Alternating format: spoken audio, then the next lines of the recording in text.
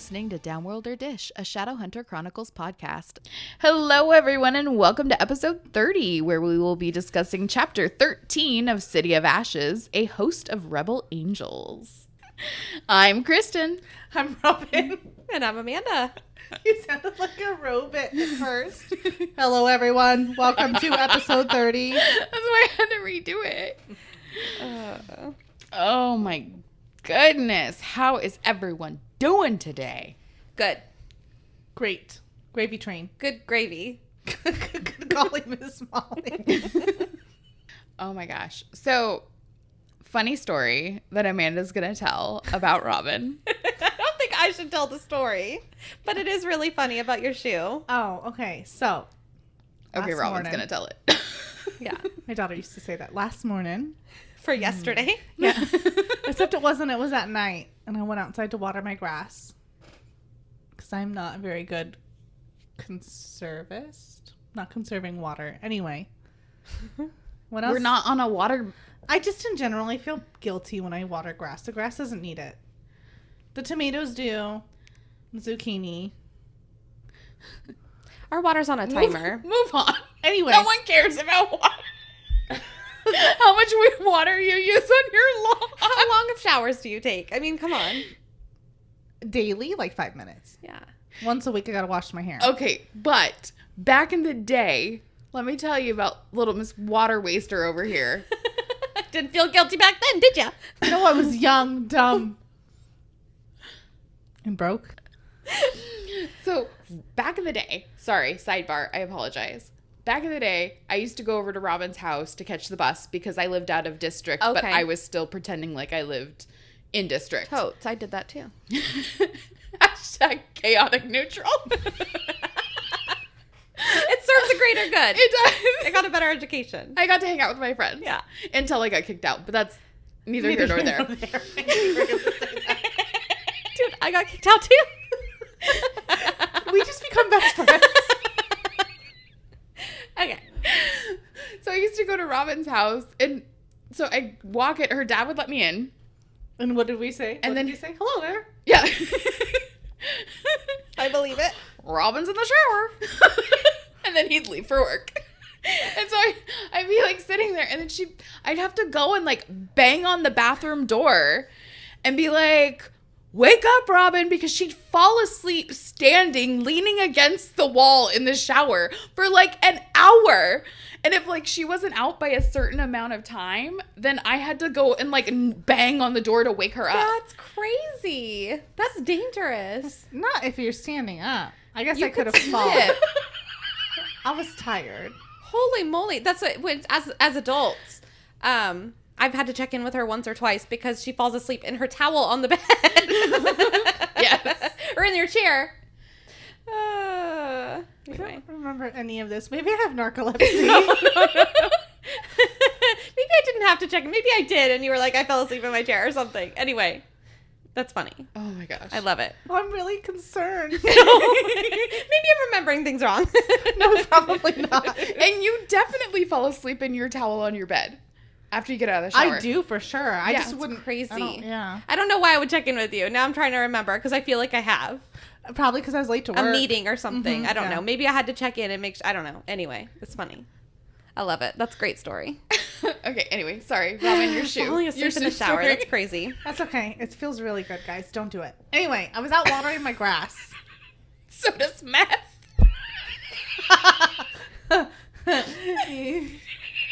Don't do it. Don't do drugs. You guys. Hugs, not drugs. Anyway.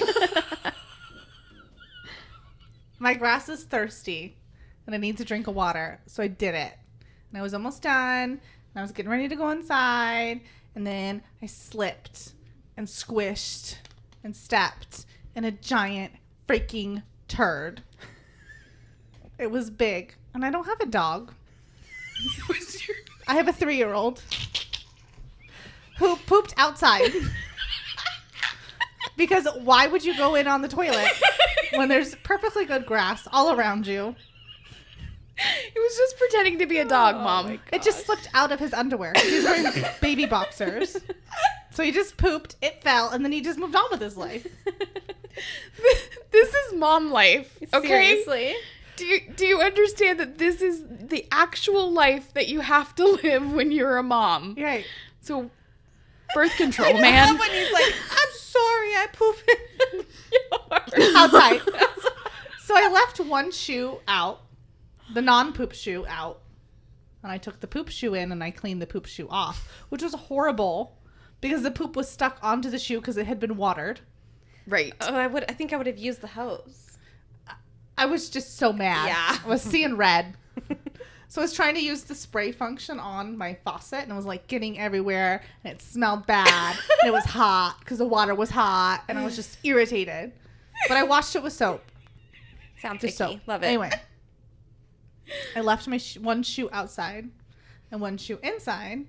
So the next morning, the next evening, I went back out and I was going to put my shoe on. It had shrunk an entire size because it got wet and they cost $17 on Amazon. It got wet and then it sat in the sun all day. All day Cooked. long. So it was like one of those shrinkadinks that like you cut out and like your love it. hand and then you put it in the oven and it's a little baby hand. That's what I thought of too. And it was just a really sad story because I lost one of my favorite pairs of shoes, but now I get to give it to Amanda. She's an entire foot size smaller than me, so she's going to leave the other shoe out in the yard. Sans poop. Hopefully I can cook it for the same amount of time. Right. It gets hot enough, the angle of the sun's in the same area. And then it'll shrink down. But I was obviously really upset, and everything turned out okay when he said that, I'm sorry, I poop outside. So cute. Poor baby. I love that you were going to wet the shoe and then sit it outside. Just the lengths that moms will go to save $17.99. Yeah. I love that you had to point it out too because it was very important. Yeah, it's their cheapo Amazon Yeah. shoe. But I was so upset. Well, because they're You just comfortable. stepped They're cheap, in but they're human comfortable. feces. Well, the next day I was mad because it the shoe didn't fit anymore.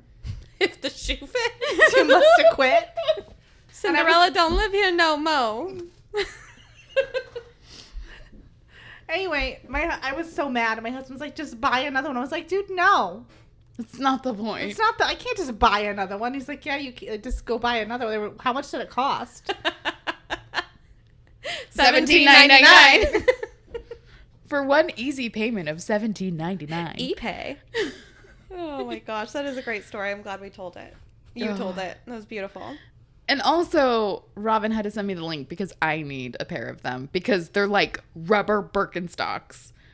And They're I love great my for Birkenstocks. yard shoes. Yeah, dude. And so I'm like, but I don't like wearing mine to go in the garden because then they get like gross. Yeah, you can't get them wet. Right. I wanted rubber ones. I'm excited to have them, so thank you. Hopefully you can bake them Yeah. appropriately. I'm nervous. I feel like we need to document this on Instagram. Okay. Like you need to take like pictures with every step of the way. I have a picture of my feet in them, like where you can see the length on the toe Yeah. difference, because I sent it to her. Yeah, I'll take So a picture when I put them in the sun tomorrow. Put Yes. it, just one. Just one. Don't do both. Yeah. Yeah. Because if it's shrunk anymore, it wouldn't fit. So. I feel like our listeners need to be involved. I agree. They want to know. Just don't leave your rubber shoes outside Yeah. Don't do it. in do the it. summer. Amanda has something exciting to share. Yay! We have another amazing review on Apple Podcasts. If you haven't been there, go read them all. It's so much fun. At least it's for us. I do it multiple times a day. When I'm feeling sad, I go and check them out. Oh, and they're thank really you. positive and really sweet. And we love you. Thank you. Okay, so this is from Owly. The title is So Awesome. It says, absolutely the best. Makes my day every time I listen to it. You guys are so great. Please keep doing what you're doing. I can't wait to watch more episodes to come. Aww. Thank you. Thank Thank you so much. And I love that you said watch because we did want a little bit of feedback on that. So Yeah. at least one person wants to see our faces again. Thank you, That's Owly. good. That's cool. I That's like enough. it. We'll do it now. Yeah. Yeah. I For just sure. need a little bit of Challenge accepted. All right.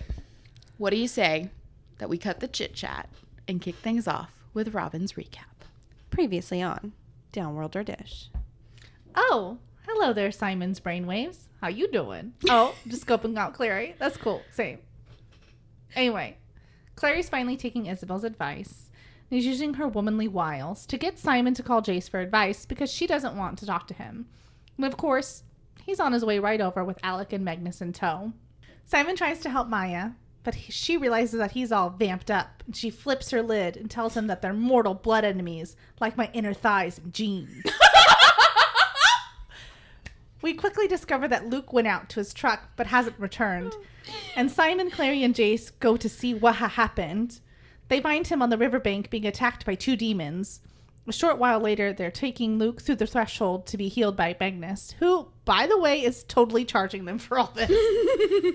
And then a horrid game of battle ships ensues where everyone gets offended and pissed off at each other. Malik, Clace, Solari, I don't like it. No. Maluk. Okay, the last one's not real, but come on, you're at least a little bit interested. Magnus and Luke. Maluk. I don't know. I mean, I'd watch. Anyway, Alec won't admit he's dating Magnus. Jace and Clary are epic fighting, and Simon's finally seeing the light that, dude, she's just not that into you. About time. Finally. I can see. Not Clary now. My glasses are gone because I'm a vampire? Oh, that's great. Okay. So Jace, apparently never having experienced sneaking out of a house before, is playing the piano in a house of sleeping people just before he slips out into the darkness. Like, bro, how is anyone sleeping through this shit? Like, I don't... He's playing a lullaby. Do you think he put it on autoplay when he left so people thought he was still doing it? Just like the metronome. It's like a Casio It's a keyboard. keyboard. I have one in the playroom. It's not a real piano. You no longer get to say playroom Yeah, after a couple weeks playroom. ago, okay? That word has been stripped from your vocabulary. Sorry, that's a good point. But, like, I don't understand. You're supposed to not make noise. So people think you're asleep. So then you can sneak out. And also, where is everyone sleeping? So, like, Maya's in Luke's bedroom. Mm-hmm. Luke's on the couch. Clary's in her bedroom. Mm-hmm. Where are Alec and Magnus? They're doing warlock shit. Maybe Magnus got an heirloom from the local mattress store and it's on the floor. Yeah, he just borrowed a bed. Yeah. I mean, I guess he could have created a new room for him and Alec to sleep in. Okay, because doesn't he have to pull from somewhere? Right? It can't just be created. Yeah. So can you I take a don't whole know. room or Could he something? bring his bed from his own place over? Just be like, Yeah. If there was space for it, I'm sure. Yeah, just put it on the living room floor. Let's just move this coffee table. There's a bed. Yeah. I guess that makes sense. I don't know. But also, like, I have questions. Like, I feel like, where are Alec and Magnus? And if Alec can't admit that they're dating, then, like, how is he going to explain the sleeping arrangements? Maybe Alec went home because there wasn't any, like, he just wasn't tied there anymore. Oh, I guess because he's embarrassed. I guess that's fair. Yeah. Maybe So then, Magnus is like chair sleeping. I think maybe Magnus is upstairs checking on Maya. Oh, maybe. Okay. There is an upstairs. Okay, for some reason I imagined it as a 1 level. I think you just made that up. I don't know that there is an upstairs. Okay. I think I just said upstairs. Yeah. It's okay. I make shit up all the time. I'm pretty sure it's like a back bedroom. Apparently, I'm a big embellisher, so. Same. He went to Siberia to check on Maya. Anyway, Jace doesn't know how to sneak out of a house. Right. So he's playing piano, and his getaway ride shows up in the form of a demon motorcycle, courtesy of a reluctant Raphael. It's weird. Did you? No, it's not. There's no. The upstairs is in the. Like an excerpt from Clockwork Angel. Oh, okay. It's not in there. Okay. Okay, so they greet each other with barely bridled hostility, as per usual. But since that's boring to me, I decided to have an episode of Bro It Up. So, Raphael's all, Broham, I brought you the bike you wanted, tanks full of demon juice. But, like, don't you already have one of these bad boys? And Jace is like, yeah, Marco Brolo. I do, but it's at the Institute, and I'm currently undesirable number 2, just behind my soup's evil daddy-o. And then Raphael's like, same bro. And Jace is all, Brosifet. They featured you in Idris's Most Wanted last night. And Raphael spits on the ground and is all, Brodo Baggins, I spit on the...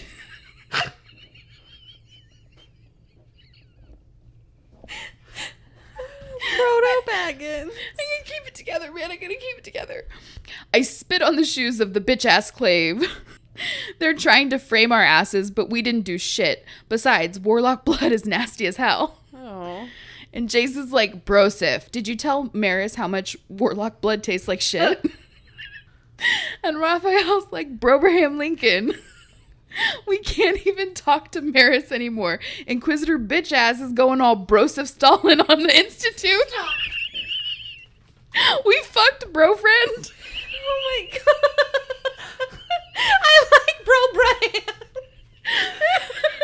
I like Broseph. Okay, I can't. Okay. Okay. But Jace is all, whoa, Teddy Roosevelt, slow your roll. We ain't bros. I'm for show using you because I need help, not because I like you or anything. And Raphael's like, chill out, Brolden Caulfield. How are you still such a little prick even when the Clave hates your ass? Jace just shrugs and is like, Edgar Allan bro, it's all about consistency. Now give me the keys. And Raphael's all, Yoko Brono, you're not even going to give me a lift? Jace throws a leg over the bike. I didn't read this beforehand. Jace throws a leg over the bike and is all, sorry, Brosie O'Donnell. Find your own way. I'm out of your 5,000. Oh my god, I'm so sorry. That was beautiful. That's going to be a nightmare to edit because I couldn't get a sentence out. Oh. Anyway, I hope you bros liked that. Everyone liked that. Yeah. So Jace takes off, motoring through the... What's your price for flight? Demon juices. That's exactly what I thought when I typed it. Okay. Motoring through the night air and dipping down over the river, which reminds him of the time he and Clary escaped the vamp den on the back of one of these demon juice bikes. But she's not wrapped around him like a spider monkey, keeping him warm this time. Stop. Oh, she peed on him. It's like Dumb and Dumber. Just go. Oh, it's warm. This has gone off the rails. I love it. I forgot I was supposed to make you watch Liar Liar today. Dang it. We're too much fun talking. I know. Oh my gosh. Okay. I literally fucking hate you. You're welcome. He parked the flying hog on the deck. He's riding Peppa Pig. Like, okay. He parked the flying hog on the deck of a giant black ship and went to Investigation Discovery. Upon further inspection, the deck of the ship seemed deserted, and Jace wondered if Valentine was even there at all. He stopped at the bow of the boat to reminisce. Wait. Yes. I read that bow, by the way, like when I was actually reading. I was like, that's a weird thing. No, it's a bow. Oh, like it's a gift? Yeah. Like a hair bow. Sorry. Okay, so he stopped at the bow of the boat to reminisce about one of the less awful memories he had of his father growing up. Valentine had taught him to sail on the lake in Idris, telling him all men should know how to sail. Only rich dudes, dude. Come Right? Before the feels can seep in too much, Jace breaks away from his memories and continues his Investigation Discovery. A locked door is nothing for his trusty Stelle. And with a flick of his wrist, the door swings open to more darkness. I'm confused. Where are the rippling muscles? They're only there when Clary's Right, there. there's no one behind him to notice. Okay, got it. So, sidebar. Now, as a reader, we may be You screaming. just said cyborg. I mean, I probably did. Sorry. Sidebar. Now, as a reader, we may be screaming, why are you going off to investigate a murderous psychopath by yourself? But Jace is a teenager and therefore incredibly short-sighted, and his impulsiveness is understandable. However, walking into a super creepy cabinet and not making sure the door was propped open is unforgivable. The whole thing is just, you know, you land on a ship and you're like, hey, Dad, where you at, bro? Like, Ollie, oxen free. Marco! Brolo. That was good. That was good. Like, why? I don't know. Okay. All right, so the inside of the boat is even colder than the deck, which should not be. So something is askew. Flag. Yeah. And also, it's pitch black. I smell danger. Danger, like Will danger. Robinson, danger. So our good little shadow hunter boy pulls out his trusty witchlight and sees Clary. Oh. I was all excited. Just kidding. So I'm going to read this excerpt from the book because it's better than what I could do. She stared at him, white-faced, her lips trembling. Questions died in his throat. What was she doing here? How had she gotten to the ship? A spasm of terror gripped him, worse than any fear he'd ever felt for himself. Something was wrong with her, with Clary. He took a step forward, just as she moved her hands away from her chest and held them out to him. They were sticky with blood. Blood covered the front of her white dress like a scarlet bib. So Jace manages to catch her just as she collapses, and he feels the beat of her heart start to slow and sputter out as she bleeds out in his arms, which, of course, is his worst fear come to life. All right, so Jace is holding her as she's dying in his arms, and he's shaking her, asking her to come back. And I'm going to read the next little bitty. He shook her again, and this time her lashes fluttered. He felt his relief like a sudden cold sweat, and then her eyes were open, but they were no longer green. They were an opaque and glowing white. White and blinding as headlights on a dark road. White as the clamoring noise inside his own mind. I've seen those eyes before, he thought, and then the darkness surged up over him like a wave, bringing silence with it. So it sounds like Jace is just coming out of a blackout, working on calming his breathing down. He closes his eyes and starts to count backwards from 100, which is a really good idea to try to calm down from. Maybe I'll try that someday. Slip that in my pocket. Yeah, do you think like Hodge taught him that? I think Baiting taught him that. Okay. Icky. Never mind. I no longer like this. Like, we're not using that advice. Yeah. So when he finally feels okay enough, he starts to open his eyes and tries to pull himself up, and he realizes that he's not alone. It's Vitang! And he tells him that Jace got a pretty good knock to the noggin. And gets right to asking about how Jace found him. So Jace explains that he tortured a Ramen.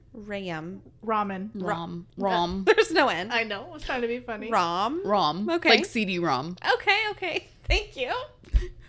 1999.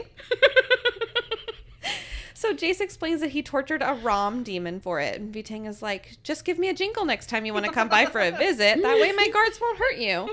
And Jace is like, guards? You mean demons? And Vitang's like, yeah. Well, your friend Luke and his person wolves killed all my Forsaken, so I had to start all over. You know, the mortal sword is good for that. And Jace asks Vitang about Clary, since that's what he saw in the stairwell. And Vitang's like, oh, that's what you saw, huh? And so he explains to Jace that he came into contact with Agramon. Wait, Agramon. Just kidding. The demon of fear. So I'm going to pull a Kristen. I'm going to read this excerpt. Sorry. So Agramon. Just spit.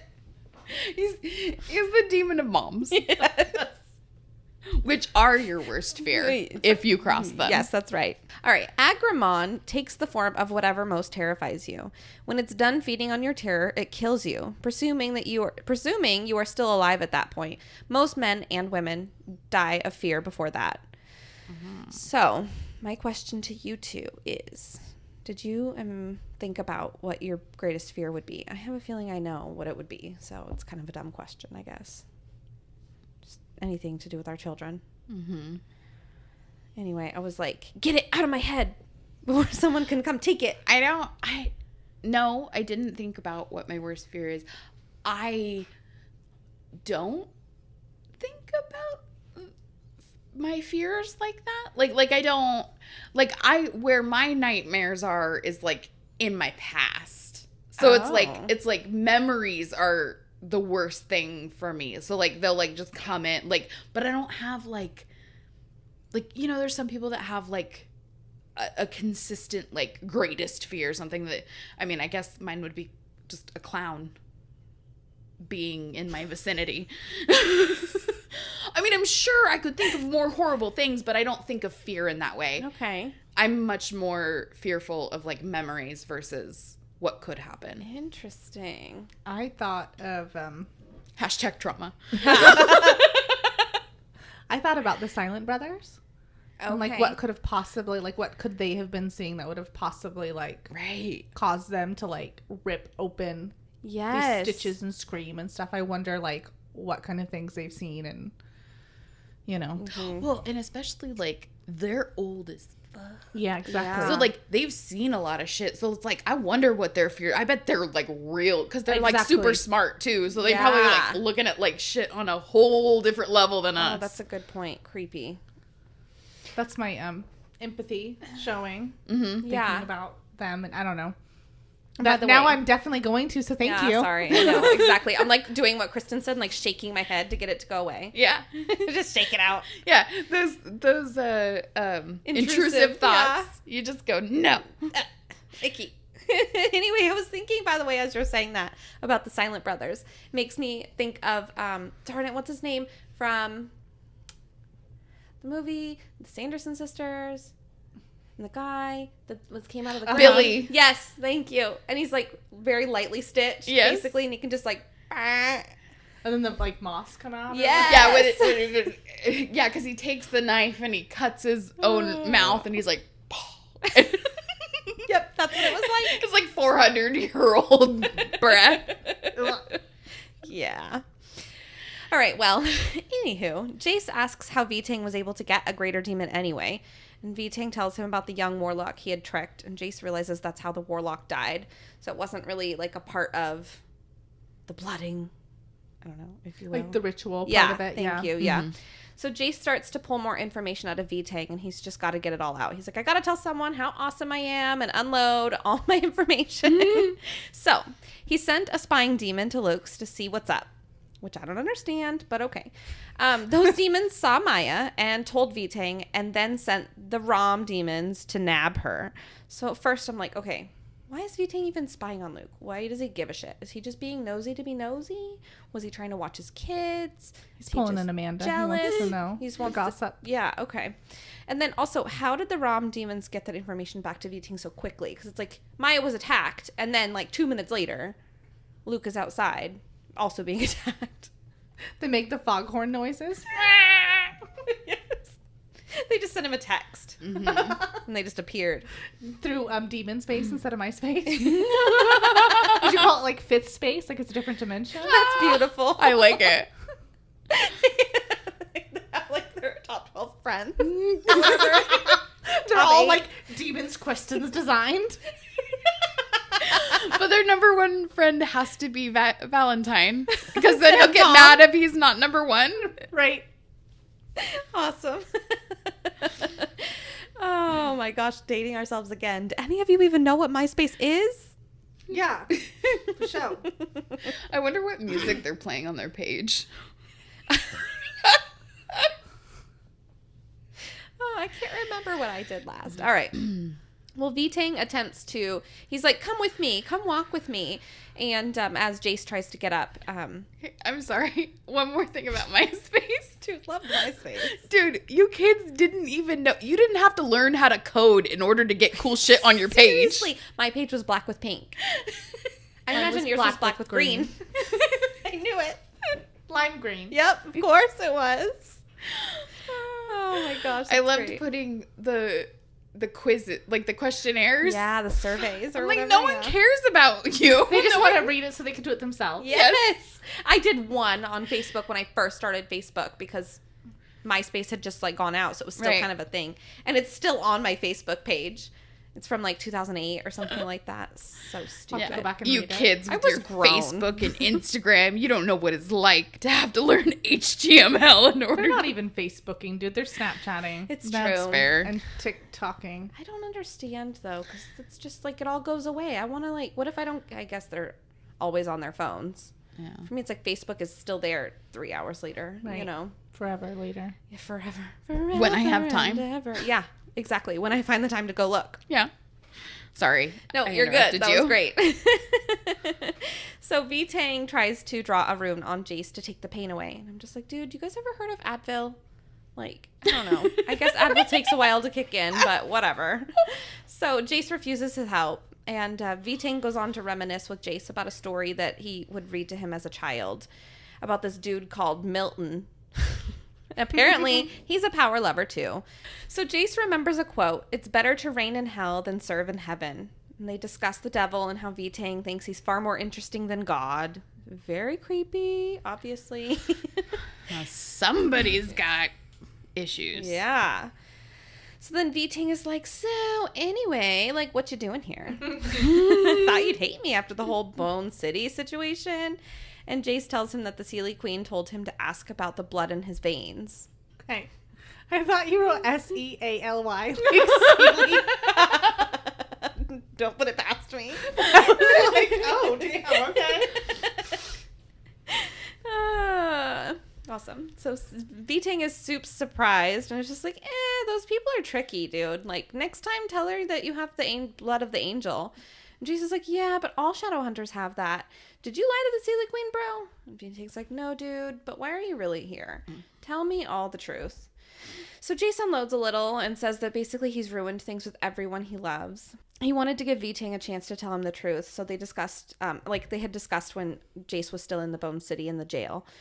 So Jace pulls an Amanda and starts spitfiring questions like, why did you kill the Silent Brothers? And why did you take their sword? What are you planning to do? And what do you want to do with the Mortal Cop, dude? It's totally how I would ask it, too, just so you know. I ordered food the other day like that. And the guy was like, okay, wait, what did you do? I was like, sorry. We're a ranch family. I'm a little excited. He's like, so did you want a drink? And I was like, yeah, that was in there. That was a mix. Anyway. You're like, hopefully if I ask the questions fast enough, he won't have time to lie. Like, you want Simon dead. I was just going to say. Gotcha, bitch. All right. V-Tang Valentine explains that he basically wants to destroy and rebuild the Clave because they're corrupt. Idris needs to be rid of what he calls degenerate races and talks about demonic threat on Earth. Yeah. And Jace is like, speaking of, I thought you didn't like demons and now they're like your besties. And V-Tang is like, no friends of mine. They're just serving my cause. He doesn't have Wait. friends. No one wants to be his friend. They're just scared of him. So V-Tang says that they're just serving my cause. I'm made out to be a bad guy, but I love my country. It's what I'm doing. That's why I'm doing this. Patriot. Yeah, yes, he does say that, actually. He says, I've been isolated and forced into hiding, but I can't change who I am. It's just my blood. I can't change my blood, bro. Jace thinks about it and realized as much as he would want to change his blood also, he couldn't leave his Shadowhunter way of life because he's a warrior. He asks him, right? Like, would you change yours? What does he say? I think he just like, yeah, I do too. Or I do wish that. And then he's like, nah, change my mind. So, he's giving him the old 1-2 parent look. And Jace has to look away because he's afraid that his father will be able to read the expression of emo boy longing on his face. And he finally agrees that no, he's a shadow hunter forever. That's what V-Tang made him. So Valentine's relieved. and takes this moment to strike a diva pose. I'm picturing him like Jennifer Beals in Flashdance, looking up at the sky. That's great. Jace takes this moment to realize all the gray hair that V-Tang has mixed into his white, and I have 2 things to say about this. Number 1, I remember the first time I noticed that my dad had more gray than blonde, and it's definitely, like, unsettling. Okay. Like, you know, the passage of time and whatnot. Yeah. Number 2, poor V-Tang. This is probably the only time you're going to hear me lament for this guy. I want to hear it. But that totally sucks, dude. He's basically a level 10 platinum blonde, and your old age hair comes in gray. That's karma. Yeah, faux It is. show. For real. Faux It show. for sure is. That's all your evil henchman shit catching up to you. That's great. Anyway, he wants Jace to pledge allegiance to an alliance, asking, whose side are you really on? And sweet baby Jace is just like, aren't we all on the same side? Us against the demons? And Valentine goes on to describe exactly how/why that can't happen.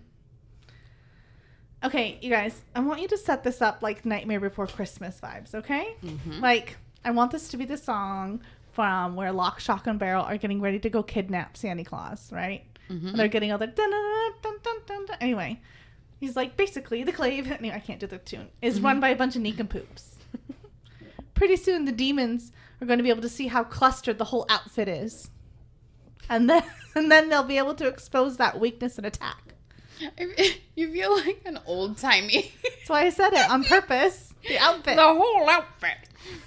Meanwhile, the clave is so, quote, distracted by their endless courting of the degenerate races, we will be in no condition to fight them off. It's up to him to doctor evil his way into power for the good of humanity. Ugh. V-Tang is like, so I'm not someone who uses this word often. However, his wording is so fucking triggering to me. Like, it immediately makes me angry. Not like my feelings are hurt and I need to go cry in a corner, but like, You're ready to fight? I'm ready to beat his ass. I get so annoyed. I'm like, how dare you use that word? Like, it just really, I turn into a gremlin. Well, that's not how Jace feels. Because his maniacal race cleansing tirade reminds him of his childhood and Idris. Oh, the memories. And he's clinging onto this one memory of a sunny day that was spent in front of their manor house where Valentine swoops him up and carries him inside because it's something that makes him feel safe when he thinks about it, or felt safe in the moment. Yeah, it was probably the only time his You dad got held him. Hoodwinked, Yeah. bro. That is a childhood of trauma, and you are latching on to one good moment. That's it. That's all you got. Sad. It is very sad. Okay, I'm sorry. Very small sidebar. When you get angry, do you have a vision of what that looks like in your head? Of like yourself being angry? No. No. Andy says I have crazy eyes. Okay, so in my head, when I think of myself being angry, I look like the dwarves from Lord of the Rings, like the redhead one with the beard, and he's just like angry. Like, that's how I see myself. Like, That's awesome. That's like my inner. Awesome. That's your angry face. Yeah, it just. That's amazing. So when I did that and I growled, I was like, that's my. That's me. It was just like the first image that popped in my head, and she's like, motherfucker. I'm gonna get you. Sorry. It's okay. You are more than fine. Popping out of his reverie, Jace brings up Luke and how not degenerate he is, which V-Tang quickly sums up to him being once a Shadowhunter. But this whole thing isn't about specific Downworlders, and they can't pick and choose and judge every single one of them. The whole of the earth is literally at risk here, and they are the chosen ones. The angel picked them for a reason, because they are the closest thing that exists in this world to gods, and they have to wield that power to save humanity, whatever the cost. Vomit. Jace brings up that... Oddly convenient. Right. So, Jace brings up that Satan tempted Adam and Eve to sin by telling them that they could be gods, and they were cast out of Eden for it. And Valentine goes on to tell Jace that is exactly why he needs him, because he keeps him from the sin of pride. And this guy is really good at twisting his words around and legit always has an answer. Like, he's so quick on his feet. Use that power for something else, man. He can't. He's evil. Right. He is lawful evil. No. Chaotic evil. Chaotic evil. Yeah. For sure. So Jace is like, bro, that's just the tip of the iceberg for you. How are you going to justify that you're the leader of your own personal demon army that you're trying to use to overthrow your government and kill your sworn brethren? That's what you're planning to do, isn't it? And V-Ting is like, well, yeah, for sure, dude. And his sense of absolutism really affects Jace. And he's like, okay, this dude is nuts. Mm-hmm. And here's how Valentine's mind is twisting it, okay? He's tried reasoning with the Clave, but they're too stubborn to listen. Originally, he was going to just fuck up some humans, turn them into Forsaken, and then use them to attack. They're already basically dead. No harm, no foul. But then along came Luke and his pack of meddling person wolves, and that was just poof out the window, you know? And he could use the cup to create an army of new Shadowhunters, but honestly, man, who has the time for all that? Not the human race, that's for sure. So he's got the sword now, so the demons have to stay obedient to him. So when he's done using them as his own personal mutiny militia, he will then in turn make them murder themselves. 2 birds, 1 stone, you see. And Jace is like, listen, it sounds to me like you're going to be doing, and let me stress the next word here, a lot of murdering. V-Ting assures him that once they see what he's packing, they'll surrender. The Clave may hate him, but they don't hate themselves, and they will want to stay alive. And he's like, here, I can show you the world. And he unhooks Malatark from its S word. And Jace is in shock and awe. It's really here. The angel sword. Wow. Sheath. Oh, don't do it. She's cleaning out her ears right now. She can't even handle it. Ew. That's like when someone like touches my skin too lightly, I have to like rub the feeling away. Uh-huh. I can't. I don't like it. Yep. I'm like, Out of ooh, here. don't touch me. Stop it. Okay. This is how it is described in the book. What are you reading, Robin? An excerpt. It was dark, heavy silver, glimmering with a dull sheen. Light seemed to move over and through it as if it were made of water, and its hilt bloomed a fiery rose of light. Valentine, tries to hand it to Jace, who's super hesitant to grab it, but finally does, and then boom, Dun, dun, dun. this light shoots up from the core, and he looks to Valentine for help, which speaks volumes in a small action. But he just stands there stone-faced. God, he just wants him to be a good dad once. He can't do it, yeah. Holding the sword is physically painful for Jace. He can feel it pulling and dragging on him, and he feels like his lungs are collapsing. He manages to pull his head up and look around, and this is what he saw. And I quoth, Thou doth quote. the night had changed. A glimmering net of thin gold wires had been flung across the sky, and the stars shone down through it, bright as nail-heads hammered into the darkness. Jace saw the curve of the world as it slipped away from him, and for a moment was struck by the beauty of it all.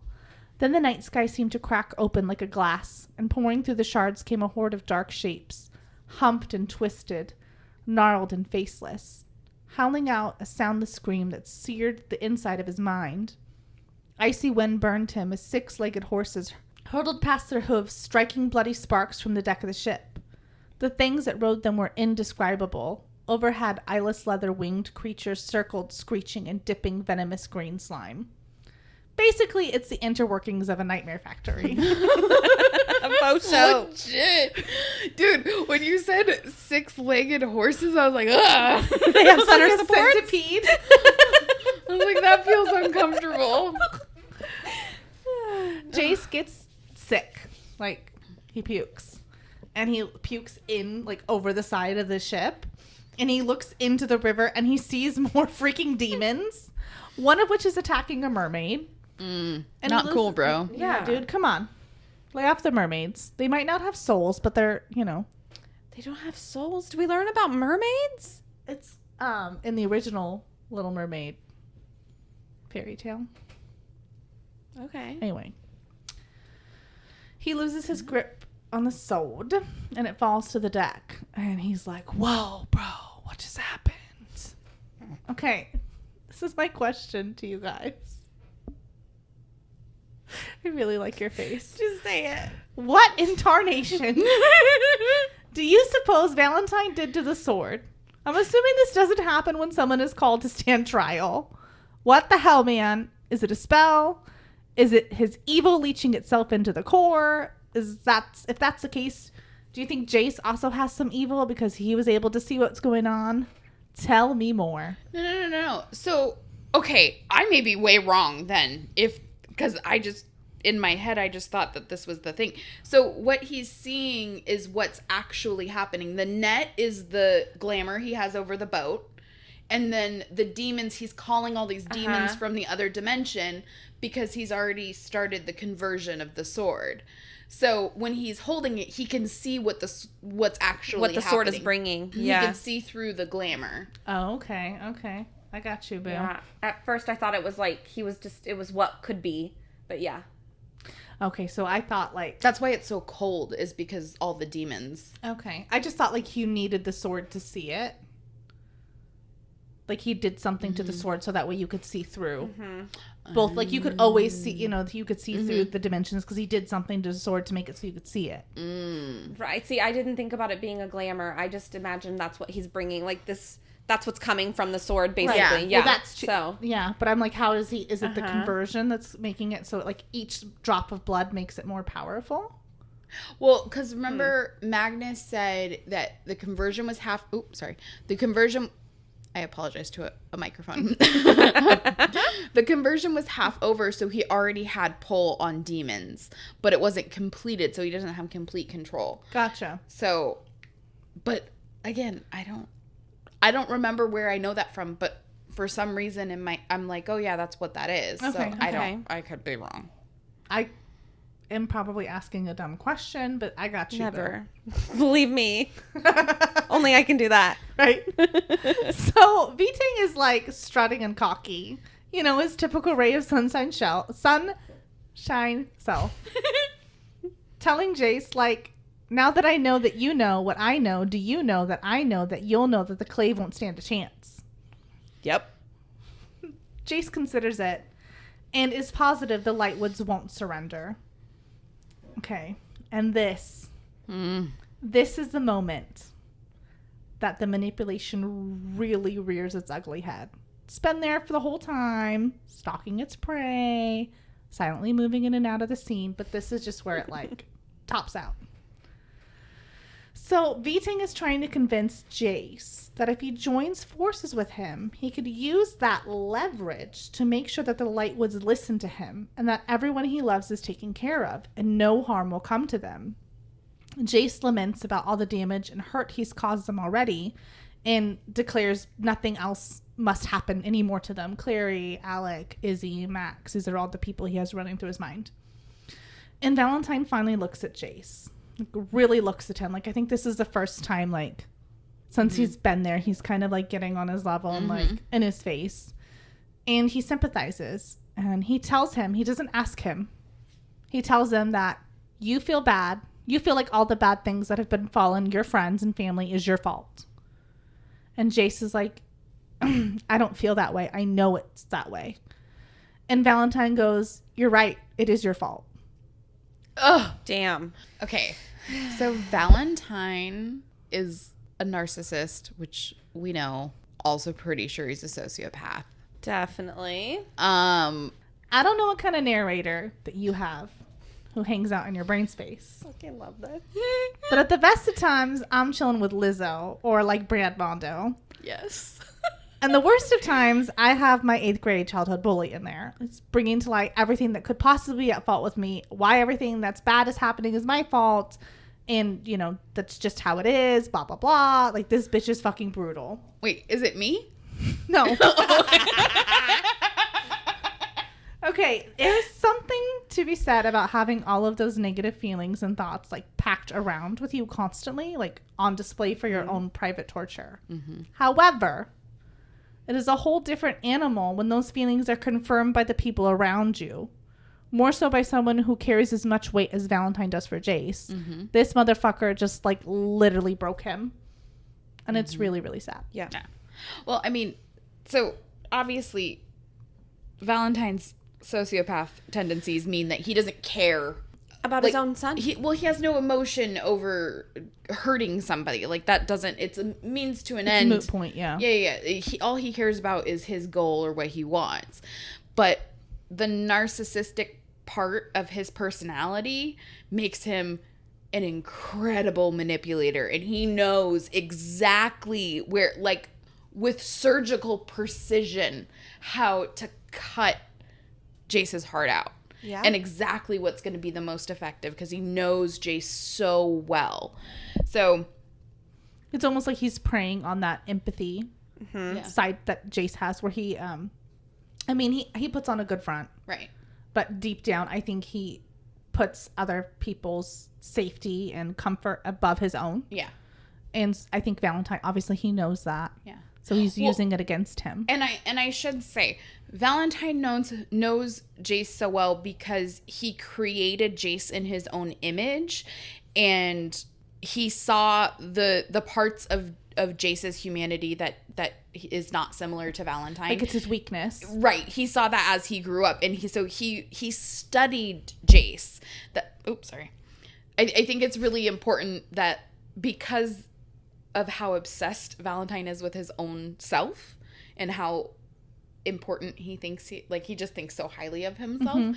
It's important that, like, he doesn't know Jace because he wanted to know Jace. He knows Jace because he created Jace, and every single thing that he's done during the course of raising him was to be in a reflection of himself and to kind of manipulate him to come out the way he wanted him to come.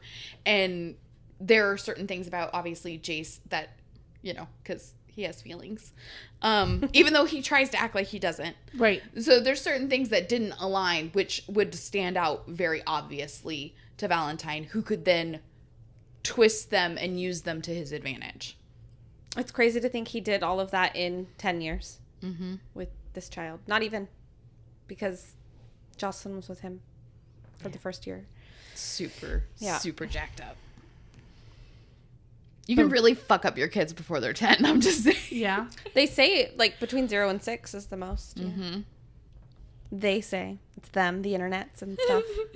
It's what to expect when you're expecting. The interwebs. Oh. So Valentine tells him that the reason Jace destroys everything and everyone he loves is because they are one and the same, destined for greatness. Tapped on the shoulder by fate, called on by a higher power, and when they stray from the path laid out before them, they are duly punished. Fate is not known for its kindness, and it will strike down all those who he loves. And Valentine tells him the only way that Jace can protect them is by following his manifest destiny and doing what needs to be done. And he wants to know if he's made up his mind. And Jace says, "Yes, Father, I've made my decision." Ugh. And then the queen of cliffhangers just is like, pulls the guillotine, basically. I can't. I'm like, really, like, I hate Valentine. I hate that that's how this chapter ended. It's awesome. It's not fair. Cassandra Clare's like, turn off your nightlight. It's time to go to bed. You're like, no. Read about this tomorrow. Wrap yourself up in a warm blanket and think about that. I don't like it. No, it's terrible. Yeah, I mean, he is like super villain of super villains. Like, okay, I have a question that I should have asked in my section. So, V-Tang talks about being like isolated and kicked out of Idris, basically. So why would he be going back to his house if he was kicked out of Idris? Remind me, Idris is the city, Alicante. Idris is the country. Alicante is the city. So then how did he go back through the portal if he's been kicked out? What do you mean? So he explains to Jace that he was kicked out. Like, he was what's the freaking word I'm looking for? Banished. Thank you. Yes. From Idris. I don't think it's like a magical Okay. barrier. Okay. It's just so like, he was just sneaking in. yeah, just like, hey, Knock, hey, knock. don't Anybody come back. down here? Well, okay, so Valentine was never actually banished because they thought he was dead.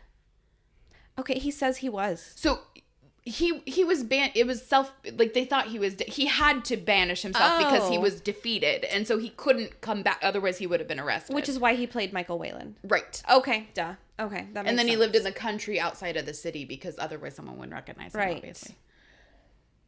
Okay, thank you. Yeah. Yeah, I so bow my hat to you. There are what? No, that was weird. There are a lot of like those kind of things that people say, but you're like, wait, that's not how Yeah, it I was happened. like, I don't understand. And Valentine is an unreliable narrator, so. It's crazy to think that like, I do this with TV shows too, like the really scary stuff or like terrible stuff. This happened in someone's mind. Like someone created this, you know what I mean? Like, it's just crazy to think, like, it's sad that she was able to come up with these things, you know, like, I don't know. It was just sad.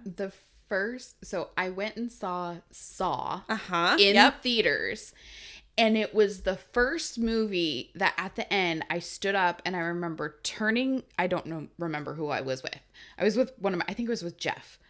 And I turned and I said, I want to know the person that came up with this. I was like, I don't understand how someone's brain can go there. And I'm like, that's what I want to do.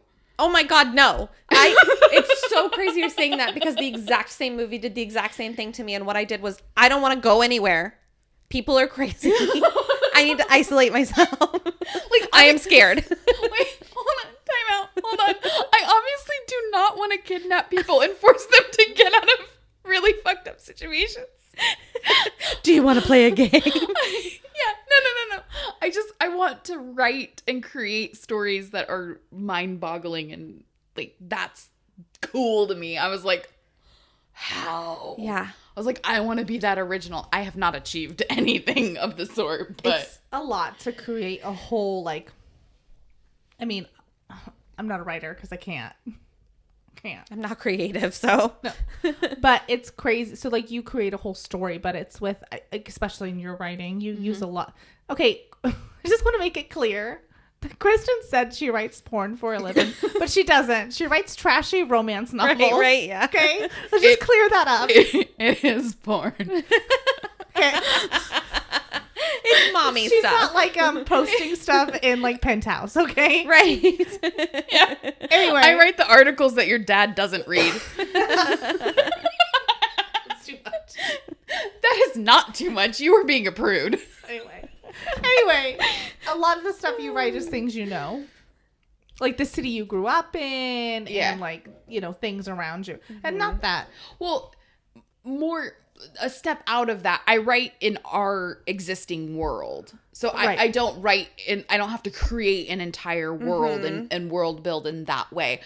I mean, a little bit depending on like which series you're talking about, because they have their own like inner Culture, world yeah. and so I mean those things are different, but like nothing like a fantasy. Yeah, it's definitely like to be able to come up with all of the little elements that make sense, and then all the characters that get like fleshed out through that, and then on top of it to come up with somebody like Valentine, Yeah. who was just like, Well, then you have fuckers like us tearing everything down. You know, all the little stuff that Oh, yeah. doesn't matter at all. he's getting a little obsessed. Yeah. I'm really, maybe it's because I'm like, I put myself on the spot, if you could say. I'm trying to think of another, obviously YA, because it's sticking in this thing that has that same sort of villain.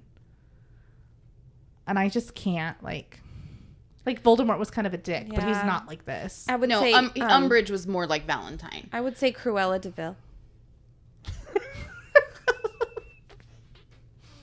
No? Well, Jafar? Wait, where's my Lion King reference here? right, Scar. Sorry. Well, Umbridge is more, like, I think she enjoyed Umbridge torturing. Umbridge is lawful evil to the Wasn't she the degree. teacher or something? Mm-hmm. Yeah. She's evil. She got appointed anyway. People hate her more than Voldemort, and that is saying something. Oh. Well, the thing with Umbridge, Voldemort though, tried to kill a baby. right? What the hell is wrong with this movie book? Harry Potter. Anyway, to me, Umbridge is horrible, Yes. but she is like she's motherless. She doesn't have kids. She's Childless. She's not a mother. She's motherless. That's how. Yeah, she's not a mother to anything. She's a motherfucker, but she's not a mother. Anyway. right. Okay. Okay, she's childless, right? Yes. Which who's to say if she had her own child, she would treat children differently? We don't know because we haven't explored that space. Uh-huh. But like Valentine is literally doing like enjoying the torture and the manipulation of his own freaking kids. Well, I mean, Tyrion, or not Tyrion. What's his dad's name? Tywin. Yeah, but Tywin that's Lannister. Not, YA. Okay, YA. Yeah. Okay. Yeah. I mean, that was really just Tyrion. He loved his other kids. Jaime Tywin? and Cersei. Yeah. He just didn't like Tyrion. But he used them in the exact same, like he used them for his own gain. He didn't care if Cersei wanted to marry XYZ. Yeah. She was going to do what he said. He didn't care that Jaime didn't want to be in the Kingsguard. He was going to do what he said. Right. You're a Lannister. Yeah. Yeah. You are of me. It's that narcissistic quality Well, of that's like the you're reason- a reflection of me. The so only I reason I control didn't kill you is because you're a Lannister. Like that's the Yeah. reason why you're not dead. Yeah. Because you're a dwarf and we kill people that are different, basically. Well, and he killed the mom. Spoiler. That's not a spoiler. It's like episode 1. I know. Anyway, YA. I don't think Game of Thrones is YA. No. Oh yeah. Okay. So YA. I'm trying to think. Yeah? I don't know. Yeah, I don't know. I don't know. To me, it's just there's that extra element. Of effed upness. Right. Of being like, because I can imagine being like, okay, I can't imagine being like that because I am me. But writing from the point of view of this person has almost like nothing, like they've lost everything and they have nothing left to lose. And they're like ecking Desperate, out from yeah. like their last whatever. And like, I'm going to do whatever it takes, even if I have to be evil to get what Like I want. Punisher. Well, even just like I'm thinking of. It just makes me think of Pitbull for some reason. Well, it's like for Tom Riddle, for instance, if you're going back to Harry Potter, like Sure. he had no childhood. He had nothing. He had nothing Right. to lose. Like he had everything to gain because he wanted power and infamy and all this other stuff. Like, I don't know. For me, when you become a parent, your life is not about you anymore. Yep. Like you need to be important because if you don't take care of yourself, you can't take care of your kids. But I have 2 people to live for that are 100% more important than me. Mm-hmm. And like he just, you know what I mean? But I don't think Valentine ever approached. Wrap it up. I don't think Valentine ever approached having children in a way of like, oh my god, I get to have a child. Even when he was with Jonathan, I think having a children was the next step in pursuing his goal. plan, yeah. It was like, oh, now I have someone to carry on after, and they're just going to be just like me. It's going to be another foot soldier. This is what I'm. This is my legacy I'm leaving behind. Yeah. I wonder what his parents were like. Dude, I know. want more than anything. I want his backstory, even if it's just a novella or something. Like, I want to know how fucked up his parents were. Like, what if they're just perfectly normal? Right? And he just snapped. Like, I want to know why he's the way he is. Like, Could this have been Snape? ugh. I don't know. Nah. I don't neither. want to get into Snape. It stressed me out. Snape's on a plane. Tired of these motherfucking Snapes in this motherfucking podcast. Always. Yeah, I don't know. Anyway, I think he is a real... Okay, obviously he's a butthole, but he's a really good character. Like, he's very well developed. Yeah. 100%. Yeah. Uh-huh. Can't stand him, but I agree. You both expect and are shocked by everything he does. Exactly. It's like, of course he would do that, but also I cannot fucking believe he's that evil. Uh-huh. Like, it's just so fucked. Naughty, Exactly. naughty. Exactly. The child. catcher. Bang, bang. That nose, dude. I just can't. Anyway, that's all, you guys. That's Sorry. all, folks. That's all, folks. Make sure that you've read chapter 14, Fearless, for next week's episode. Yes. It's one of my favorites. Okay. I don't remember what happens. I'm excited to reread it. All right, guys. Well, for behind the scenes content and the latest updates, check us out on Instagram at Downworlder Dish Podcast. We'll see you next time. Bye.